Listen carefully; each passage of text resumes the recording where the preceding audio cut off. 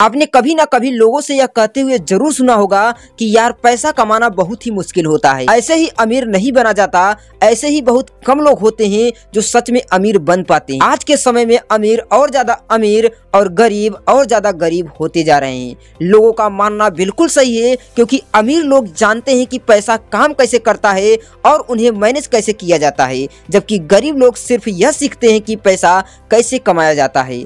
अमीर लोगों के पास फाइनेंशियली नॉलेज होती है और वे फाइनेंशियली लिटरेट भी होते हैं, और ऐसा इसलिए होता है क्योंकि वे खुद को फाइनेंशियली लिटरेट करने के लिए फाइनेंशियली बुक को पढ़ते हैं। आप जानते हैं कि फाइनेंशियल एजुकेशन के लिए जो बुक सबसे ज्यादा रिकमेंड की जाती है वह बुक है rich dad poor dad by Robert Kiyosaki. पर वैसे तो फाइनेंशियली एजुकेशन पर बहुत सारे राइटरों ने बुक लिखी है, पर जो कॉन्सेप्ट इस बुक में बताए गए हैं वे तो प्रैक्टिकली काम करते हैं, साथ ही में इनके तरीकों को समझना बहुत ही आसान है। क्योंकि rich dad poor dad book में आथर ने अपने खुद की स्टोरी बताई हुई है, जिसमें उन्होंने कहा हुआ कि उनके बचपन में दो डैड थे। एक उनके असल के डैड जिनको वे पुअर डैड कह के बुलाते थे, और एक उनके दोस्त माइक के डैड जिनको वो रिच डैड कह के बुलाते थे। रॉबर्ट को जो पुअर डैड थे वह बहुत ज्यादा एजुकेटेड थे और एक स्कूल के अंदर पढ़ाते थे, जबकि उनके रिच डैड 8th स्टैंडर्ड तक की पढ़ाई किए हुए थे, लेकिन वे अपना बिजनेस करते थे। एक तरह रॉबर्ट के पुअर डैड इतनी एजुकेटेड होने के बावजूद भी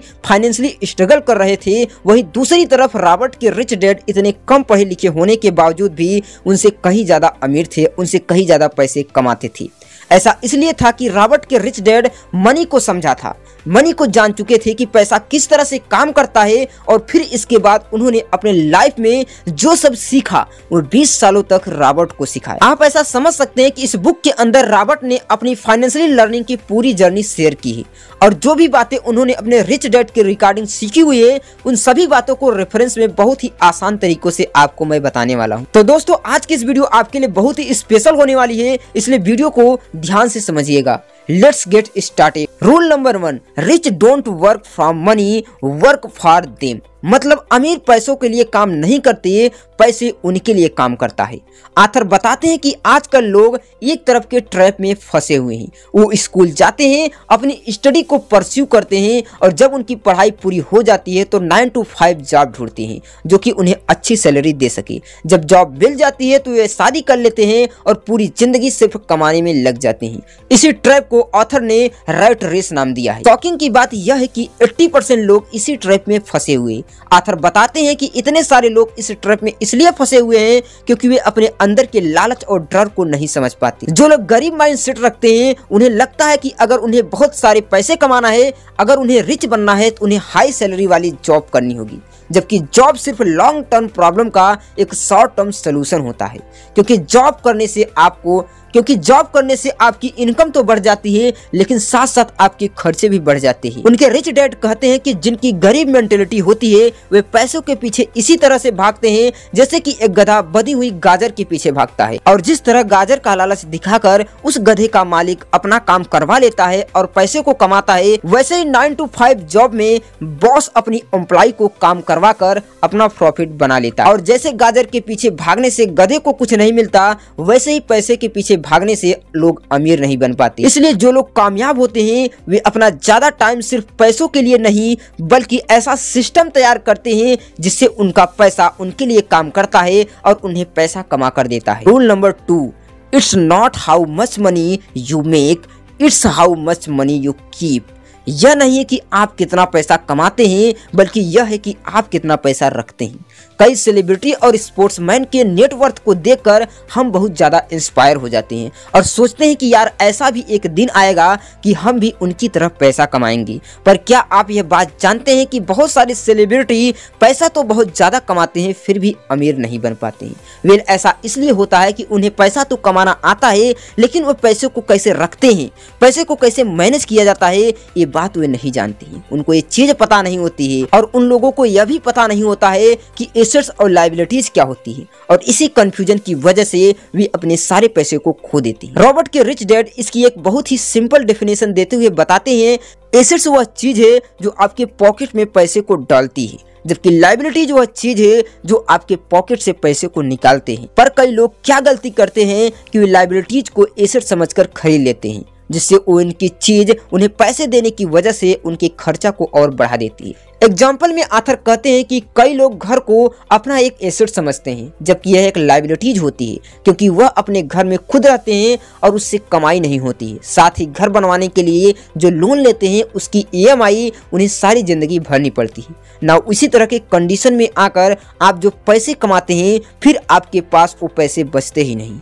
आथर बताते हैं कि अमीर बनने के लिए जो सबसे जरूरी चीज है वो एसेट्स और लायबिलिटीज के बीच के डीपली डिफरेंस को समझना, जितना हो सके एसेट्स को क्रिएट करना। Number 3, get in your business along with your job. अपनी नौकरी के साथ अपने व्यवसाय में लग जाओ। कई लोग क्या करते हैं कि उनके अंदर एक अच्छी स्किल होने के बावजूद भी वे अपने आप को जॉब में फंसा लेते हैं। इसके अलावा वे कुछ करने का सोचते नहीं, और अगर वे कभी अपना बिजनेस शुरू करने की सोचते भी हैं तो सबसे पहले अपने करंट जॉब को छोड़ देते हैं। ऑथर कहते हैं कि यह बात तो सच है कि जॉब करने से आप अमीर नहीं बन सकती, लेकिन यह बिल्कुल जरूरी नहीं है कि अगर आप एक बिजनेस शुरुआत करते हैं तो आपने करंट जॉब को छोड़ दें। स्टार्टिंग में आपने जॉब के साथ ही इस बिजनेस को चला सकते हैं। जब आपको लगने लगे कि आपका बिजनेस आपके जॉब से ज्यादा इनकम दे रहा है, आपको इस पर ज्यादा टाइम स्पेंड करना चाहिए, तो आपको अपना जॉब छोड़ देना चाहिए। रॉबर्ट के रिच डैड बताते हुए कहते हैं कि देखो, जो लोग अमीर होते हैं वे अपना फोकस सिर्फ एक काम पर नहीं रखते, बल्कि वो अपने इनकम की सोर्स को मल्टीप्लाई करते रहते हैं। एक बार मैकडोनाल्ड के ऑनर रे क्रुक यूनिवर्सिटी ऑफ टेक्सास के कुछ स्टूडेंट से पूछा, बच्चों बताओ मैं कौन सा बिजनेस करता हूँ। तो सभी स्टूडेंट ने हंसकर जवाब दिया, अरे सर कैसा सा सवाल है, ऑब्वियसली आप बर्गर का बिजनेस करते हैं। स्टूडेंट का जवाब सुनकर रे ने बोला, गलत, मैं असल में बर्गर का नहीं बल्कि रियल एस्टेट का बिजनेस करता हूं, क्योंकि मैंने मैकडोनाल्ड की फ्रेंचाइजी को पूरी दुनिया में फैलाया हुआ है और जो लोग मेरी फ्रेंचाइजी खरीदते हैं उन्हें जमीन भी खरीदनी पड़ती है। और फिर इसी तरह मुझे बर्गर बिजनेस तो पैसा मिलता ही है, लेकिन उससे कहीं ज्यादा मेरी कमाई रियल एस्टेट के बिजनेस से होता है। रॉबर्ट कहते हैं कि स्टॉक, बॉन्ड और इंटेलेक्चुअल प्रॉपर्टी पैसा कमाने के लिए अच्छा बिजनेस साबित हो सकता है, क्योंकि एक तो यहाँ अच्छे पैसे मिलते हैं और यहाँ पर आपकी ज्यादा इन्वॉल्वमेंट की जरूरत नहीं होती है। पर एक बात आपको हमेशा याद रखनी है, आपको वही बिजनेस स्टार्ट करना है जो आपको पसंद, क्योंकि अगर आपका एसेट्स और आपका बिजनेस आपको पसंद नहीं है तो यकीन मानिए कि उसमें आपका ख्याल भी नहीं लगेगा। Number 4, taxes are poor and middle class people. हम सभी लोग जानते हैं कि टैक्स देना किसी को पसंद नहीं होता है, लेकिन गवर्नमेंट के नियम की वजह से सभी को टैक्स देना पड़ता है। वैसे मैं आपको बता दूं कि टैक्स की हिस्ट्री बहुत ही पुरानी है। टैक्स का कॉन्सेप्ट इसलिए लाया गया था क्योंकि लोगों के बीच अमीरी और गरीबी का फर्क मिटाया जा सके। पहले के टाइम में गवर्नमेंट सिर्फ अमीर लोगों से टैक्स लेती थी और उस टैक्स को गरीबों के मेडिकल और हेल्थ केयर में इन्वेस्टमेंट करती थी, ताकि इकोनॉमी के अंदर इक्वलिटी बनी रहे। लेकिन जैसे जैसे टाइम बीतता गया, टैक्स का कॉन्सेप्ट भी बदलता गया। फिर आगे चलकर अमीर लोगों की तरह गरीब लोगों पर भी टैक्स लगने लगा, और अब हालात ऐसे आ चुके हैं कि गवर्नमेंट को पूरा टैक्स मिडिल और गरीब लोग ही देते हैं, क्योंकि अपनी फाइनेंशियल नॉलेज की वजह से अमीर लोग टैक्स देने से अपने आप को बचा लेते। Number 5, rich invent money. Robert के रिच डैड कहते हैं कि जो लोग बाकी लोगों से अलग होते हैं वे अपनी जरूरत पूरी करने के लिए नहीं बल्कि लोगों की जरूरत पूरी करने के लिए काम करते हैं। जैसे Jeff Bezos, Mark Zuckerberg, Elon Musk ऐसे इंसान हैं जिन्होंने लोगों की जरूरतों को समझा और उन पर काम किया और उन्हें एक ऐसी चीज दी जो उन्हें चाहिए था। उसके बाद उनका आइडिया बिकता चला गया और वे अमीर होते चले गए। वेल देखो, आइडिया तो सभी के मन में होते हैं। कई बार ऐसे आइडियाज भी होते हैं जिनका अभी तक इन्वेंट भी नहीं हुआ है, पर लैक ऑफ करेज और सेल्फ डाउट की वजह से वे अपने आइडियाज को दूसरे के सामने पेश नहीं कर पाते। इसलिए ऑथर कहते हैं कि अमीर बनने के लिए जो चीज आपके अंदर लानी है वो है करेज, क्योंकि यही आपको बोल्ड और रिस्की स्टेप्स लेने में आपकी पूरी हेल्प करेगा। Number 6, rich learn all the time and know how to sell their ideas. अमीर हर समय सीखते हैं और अपने विचारों, अपने आइडियाज को बेचना जानते हैं। रॉबर्ट ने अपनी पहली book if you want to be rich and happy don't go to school publish करवाने के लिए जब पब्लिशर को दी तो पब्लिशर ने उन्हें सलाह दी कि आपको अपने बुक का टाइटल बदलकर द इकोनॉमिक्स ऑफ एजुकेशन रख लेना चाहिए। पर उनके सजेशन पर उन्होंने अपना टाइटल चेंज नहीं किया, क्योंकि उनको पता थी कि यह टाइटल बहुत ही कंट्रोवर्शियल है, यही मुझे टीवी और रेडियो पर पॉपुलैरिटी दिलाएगी। और दोस्तों, यह बाद में ऐसा हुआ भी।